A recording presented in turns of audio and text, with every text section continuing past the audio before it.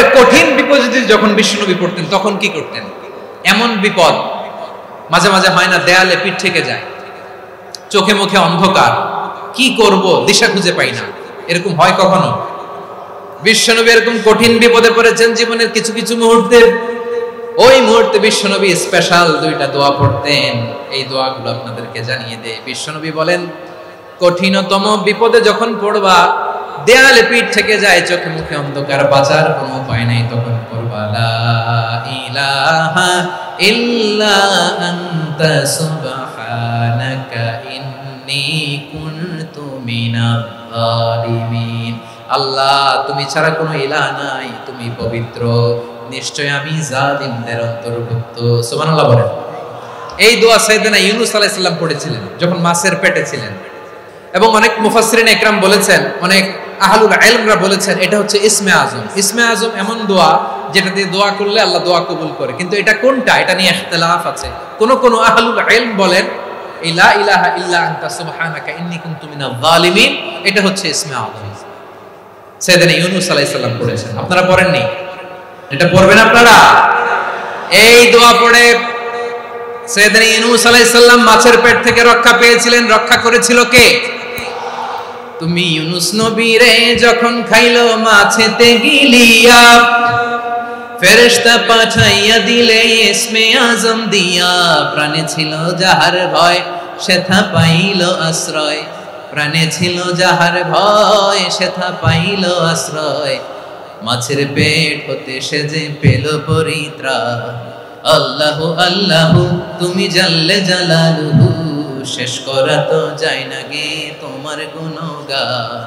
আল্লাহু আল্লাহু লা ইলাহা ইল্লা আনতা সুবহানাকা ইন্নী কুনতু মিনাজ জালিমিন। বিশ্বনবী বললেন, দেয়ালে পিঠ থেকে গেলে, চোখে মুখে অন্ধকার, বাঁচার কোনো উপায় নাই, তখন এই দোয়াটা পড়তে হবে। এই দোয়া পড়ে আল্লাহর কাছে ফরিয়াদ করলে বিপদ মুক্ত করবেন কে? কেন এই দোয়াটা আল্লাহর কাছে বড্ড প্রিয় জানেন আমার ভাইরা? কারণ এই দোয়ার মধ্যে তিনটা জিনিস আছে। এক নম্বরে হচ্ছে তাওহীদ, দুই নম্বরে তাসবিহ, তিন নম্বরে তাকরীর। আই রিপিট, আবারো বলছি, এক নম্বরে তাওহীদ, দুই নম্বরে তাসবিহ, তিন নম্বরে তাকরীর। এই দোয়াটা আল্লাহর কাছে এত পছন্দনীয় কারণ এই দোয়ার প্রথম অংশে আছে তাওহীদ, আল্লাহর একত্ববাদের ঘোষণা। লা ইলাহা ইল্লা আনতা, ও আল্লাহ আপনি ছাড়া কোনো ইলাহ নাই, উপাস্য নাই, এই কথা বললে আল্লাহ বড় খুশি হয়ে যায়। সুবহানাল্লাহ পড়েন। এই দোয়ার দ্বিতীয় অংশে আছে তাসবিহ, মানে আল্লাহর প্রশংসা, প্রশংসা সূচক বাণী। সুবহানাক সুবহানাক সুবহানাক, ও আল্লাহ আমি আপনার পবিত্রতা ঘোষণা করছি। সুবহানাক, এই কথা শুনলেও আল্লাহ খুশি হয়ে যায়। সুবহানাল্লাহ পড়েন। এই দোয়ার তৃতীয় অংশে আছে তাকরীর, তাকরীর মানে পাপের স্বীকৃতি। তাকরীর মানে কি? তাকরীর মানে পাপের স্বীকৃতি। এই দোয়ার তৃতীয় অংশে আছে ইন্নী কুনতু মিনাজ জালিমিন, ও আল্লাহ আমি জালিমদের অন্তর্ভুক্ত। আল্লাহ আল্লাহ আমি জালেম, আল্লাহ আমি ভুল করেছি, অন্যায় করেছি, আল্লাহ আমি জালেমদের অন্তর্ভুক্ত। এই পাপের স্বীকৃতি, অ্যাকনলেজমেন্ট আল্লাহ বড় পছন্দ করে। যখন আল্লাহর কাছে আপনি ছোট হবেন, ছোট হতে হতে যত ছোট হবে, ওই দৃশ্যটা দেখতে আল্লাহ বড় পছন্দ করে। সুবহানাল্লাহ বলেন। তিন নম্বর অংশ ইন্নী কুনতু মিনাজ জালিমিন, আল্লাহ আমি জালেমদের অন্তর্ভুক্ত।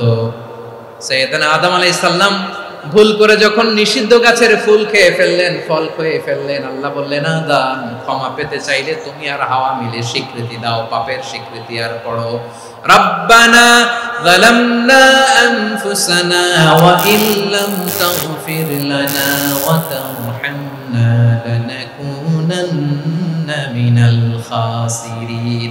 ও আল্লাহ আমি আদম আর হাওয়া যালামনা আনফুসানা, আমরা আমাদের নফসের উপর বড় জুলুম করেছি।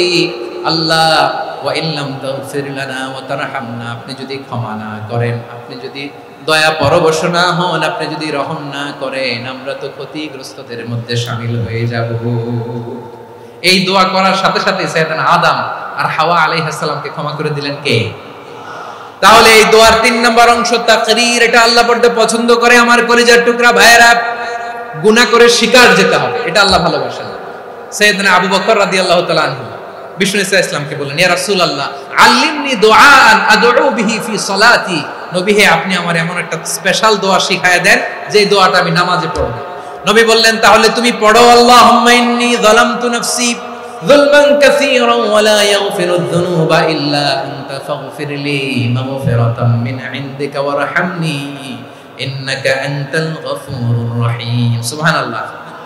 সালাম ফিরানোর আগে পড়েন, ও আবু বকর নামাজে যদি দোয়া করতে মনে চায় এই দোয়াটা পড়বা, আল্লাহুম্মা ইন্নী যালামতু নাফসি, আল্লাহ জুলুম করেছি আমার নফসের উপর, যুলমান কাসীরা অনেক জুলুম, ওয়া লা ইয়াগফিরুয যুনুবা ইল্লা আনতা, আপনি ছাড়া এই জুনুব এই পাপ ক্ষমা করার দ্বিতীয় কোনো রব নাই। আছে?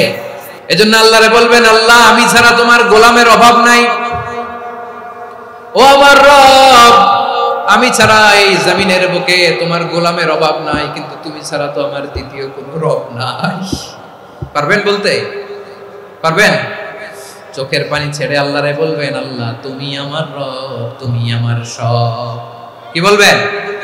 আল্লাহরে বলেন, আল্লাহ তুমি আমার রব, তুমি আমার সব। আল্লাহ আমি ছাড়া এই জমিনে তোমার গোলামের অভাব নাই, তুমি ছাড়া আমার দ্বিতীয় কোনো রব নাই। একথা বলে চোখের পানি ছেড়ে আল্লাহরে স্বীকৃতি দেন, আল্লাহ আমি পাপী, আল্লাহ এই জমিনে আমার চেয়ে বড় পাপী আর কেউ নাই। ওযু করে সিজদায় লুটিয়ে পড়ে চোখের পানি ছেড়ে আল্লাহরে পাপের স্বীকৃতি দেন, আল্লাহ এমন কোন জুলুম নাই, গুনাহ নাই আমি করি নাই, সগীরা কবিরা জেনে না জেনে ইচ্ছায় অনিচ্ছায় শিরকি বেদাতি সব গুনাহ করেছি। আল্লাহ আকাশের নিচে জমিনের উপরে আমার চেয়ে বড় গুনাহগার আর কেউ নাই। চোখের পানি ছেড়ে আল্লাহরে বলেন, আল্লাহ আমি ছাড়া তোমার গোলামের অভাব নাই, তুমি ছাড়া আমার দ্বিতীয় কোনো রব নাই, তুমি ছাড়া তো কেউ আমার গুনাহ ক্ষমা করার নাই, তুমি আমার রব, তুমি আমার সব। বলতে পারবেন? এই তাকরীর আমার পটুয়াখালীর ভাইয়া, এই স্বীকৃতিটা দেখতে আল্লাহ বড় ভালোবাসেন, কারণ আমরা সবাই গুনাহগার, আমরা সবাই কি? বিশ্বনবী বলেন, কুল্লুকুম খাত্তাউন, আ বনি আদম তোমরা সবাই পাপী। সবাই কি? সবাই পাপী। আমরা সবাই পাপী, আপন পাপের বাটখারা দিয়ে অন্যের পাপ মাপি। আমরা যে পাপী এটা ভাবতে মনে চায় না কারণ, খালি অন্যের পাপ দেখি আমরা, এটা ভুল। ওর এই পাপ, ও পাপী, ও জালেম, ও জাহান্নামী, এরকম একটা টেন্ডেন্সি। আমার যে কি হালাত এটার খেয়াল নাই। খেয়াল করতে হবে যে আমি সবচেয়ে বড় পাপী, ঠিক কিনা বলেন? পাপ করি না এমন কেউ আছি? হ্যাঁ আছি। কেউ না জানলেও জানে কে আমার পাপের ঘটনা? পৃথিবী না জানুক আমি তো জানি আমি কি পাপ করেছি। হায় ও আমার কলিজার টুকরা ভাইয়েরা, মাথাটাকে নিচু করে জীবনের সব গুনার ফিরিস্তিগুলো একটা একটা করে স্বীকার করে আল্লাহরে বলেন, আল্লাহ আমি পাপী, আল্লাহ আমার চেয়ে বড় পাপী এই দুনিয়াতে কেউ নাই, আকাশের নিচে জমিনের উপরে আমার চেয়ে বড় পাপী কেউ নাই। একটা একটা করে আল্লাহ স্বীকার করি আমি পাপী, সব পাপের স্বীকৃতি দিলাম। পৃথিবী না জানুক আমি তো জানি আমি কি পাপ করেছি।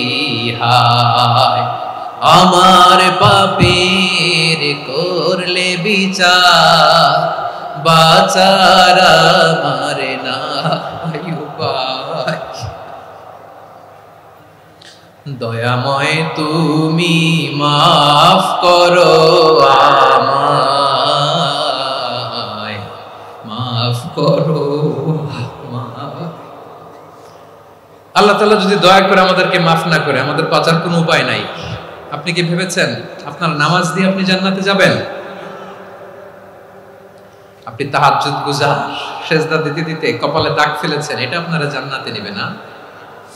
আপনি এলাকার সবচেয়ে বড় হাতেম তাই দানশীল, এই দানের ভরসায় বসে আছেন, কশিন কালো না।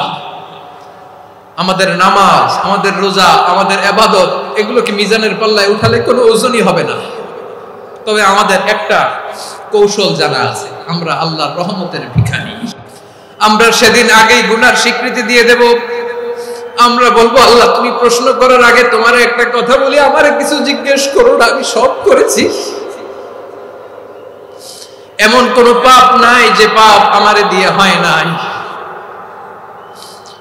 তোমার রহমত দিয়ে তুমি জান্নাতে পাঠাবা, তোমার দয়ায় জান্নাতে যেতে চাই, আমল দিয়ে না। পারবেন বলতে? কিয়ামতের দিন আমরা বলবো, আল্লাহ আমার আমল দিয়ে জান্নাত চাই না, আমি তোমার দয়া দিয়ে জান্নাত চাই। তোমার দয়া ছাড়া আমার কোনো উপায় নাই। কারণ আল্লাহ যদি বিচার করে বাঁচার কারো উপায় নাই। আল্লাহ যদি বলে ফেলেন তুই এটা করলি কেন, ওখানে গেলি কেন, কোরআনে 1000 বার নিষেধ করলাম তারপরেও এই পাপে জড়ালি কেন, এরকম প্রশ্ন ছুড়ে দিলে আমার উত্তর আছে? বাঁচার কোনো উপায় আছে? রোজ হাসরে হে আল্লাহ আমার করোনা বিচার, আল্লাহ করোনা বিচার, বিচার চাহি না তব দয়া চাই, এ গুনাহগার করোনা বিচার। আপনার আমল দিয়ে জান্নাতে যাবেন? কি দিয়ে যাবেন? আল্লাহর দয়া দিয়ে। আল্লাহর রহম আর দয়া ছাড়া কেউ জান্নাতের চেহারাও দেখতে পাবে না।